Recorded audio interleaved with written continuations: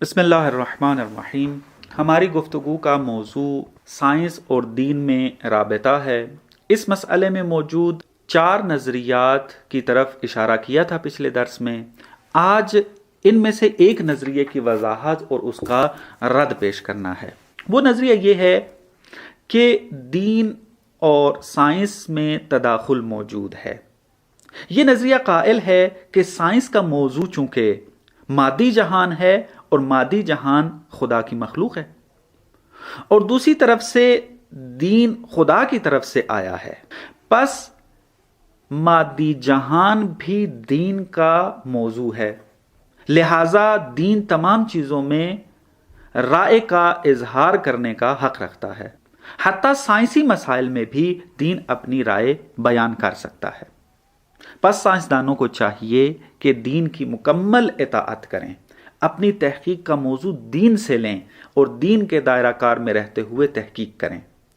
اگر ان کی تحقیق کے نتائج دین کے مخالف نکلے تو ان کو قبول نہ کریں۔ مثلا اگر ایک دانشور انسان کے بارے میں تحقیق کرنا چاہتا ہے تو پہلے اسے چاہیے کہ دین کی رائے معلوم کرے اور تحقیق کرے کہ دین کیا کہہ رہا ہے، اور اگر یہ ثابت ہو جائے کہ دین کہہ رہا ہے کہ انسان بغیر مقدمے کے اور تکاملی مراحل طے کیے بغیر خلق ہوا ہے تو اسی کو قبول کرے اور اس کے مقابل کے نظریے کو اصلاً قبول نہ کرے۔ یہ نظریہ مسیحیت میں موجود تھا اور اس پر عمل کیا جاتا رہا۔ اگر کوئی دانشور کتاب مقدس کے برخلاف نظریہ یا قانون بیان کرتا تو اس کو سزا دی جاتی تھی۔ اس کی مشہور مثال گالیلے کی ہے۔ اس نے جب یہ حقیقت کشف کی کہ زمین حرکت کرتی ہے، ساکن نہیں ہے، تو اس کو قید کر لیا گیا، اس پر مقدمہ چلایا گیا اور آخر میں اس سے توبہ کروائی گئی، کیونکہ کتاب مقدس میں یہ لکھا تھا کہ زمین ساکن ہے۔ عالم اسلام میں بھی ایک نظریہ ایسا موجود ہے کہ جو قائل ہے کہ تمام بشری علوم قرآنی آیات کے ظواہر سے استخراج ہو سکتے ہیں۔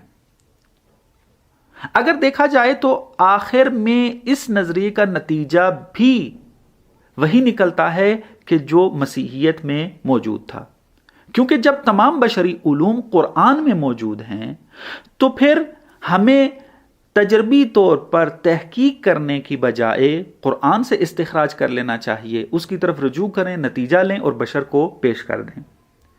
یہ نظریہ سب سے پہلے جناب ابو حامد غزالی نے احیاء العلوم میں بیان کیا اور بعد میں ابو الفضل المرسی نے اس کو بیان کیا، لیکن یہ نظریہ قابل قبول نہیں ہے، یہ ہم قبول نہیں کر سکتے، کیونکہ یہ بات صحیح ہے اور ہم مانتے ہیں کہ مادی جہان خدا کی مخلوق ہے، اور یہ بھی بات صحیح ہے کہ دین اس مادی جہان کے مسائل میں مداخلت کرنے کا حق رکھتا ہے، لیکن اس کا لازمہ یہ نہیں نکلتا کہ الہی کتاب میں تمام بشری علوم موجود ہیں۔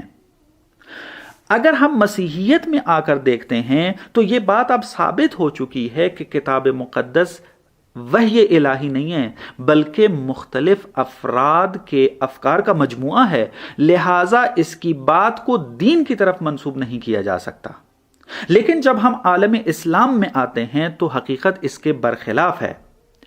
وہ یہ کہ قرآن الہی کتاب ہے، اس کے الفاظ اور معانی دونوں خدا کی طرف سے ہیں، لیکن پھر بھی اس کتاب کا اصلی ہدف انسان کی ہدایت کرنا ہے، نہ کہ بشری علوم کا بیان کرنا۔ اس اصلی ہدف کے ضمن میں فرعی اہداف موجود ہیں۔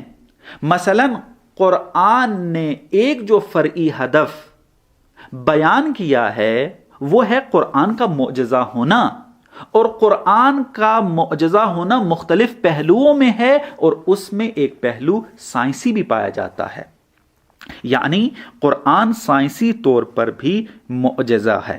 لہٰذا اس فرعی ہدف کی خاطر بعض مسائل کی طرف اشارہ کیا ہے، بعض سائنسی مسائل کی طرف اشارہ کیا ہے، اور اس معجزے کے ذریعے خدا انسان کو متوجہ کرنا چاہتا ہے ایک اصلی ہدف کی طرف، اور کتاب الہی کو انسان آسانی سے قبول کر لے، اس لیے قرآن کو معجزہ قرار دیا ہے بعض ان مسائل میں کہ جو قرآن نے سائنسی طور پر پیش کیے ہیں۔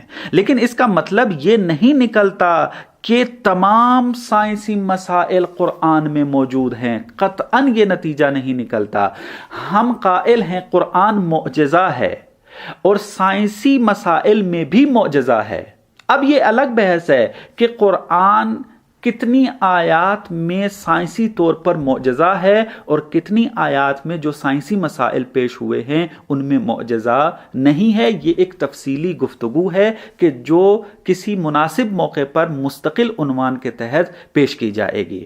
ہم فقط یہاں پر یہ تاکید کرنا چاہتے ہیں کہ قرآن باوجود اس کے کہ معجزہ ہے اور اس میں بعض سائنسی حقائق کی طرف بھی اشارہ ہوا ہے اور ان بعض حقائق میں قرآن معجزہ بھی ہے، لیکن اس کا لازمہ ہم یہ نہیں لیتے کہ قرآن کے اندر تمام سائنسی علوم موجود ہیں، تمام سائنسی مسائل موجود ہیں اور ہم اس کو قرآن سے استخراج کر سکتے ہیں۔ یہ نتیجہ قطعاً ہم نہیں لے سکتے اور نہ ہمارے معتبر علماء اس کے قائل ہیں۔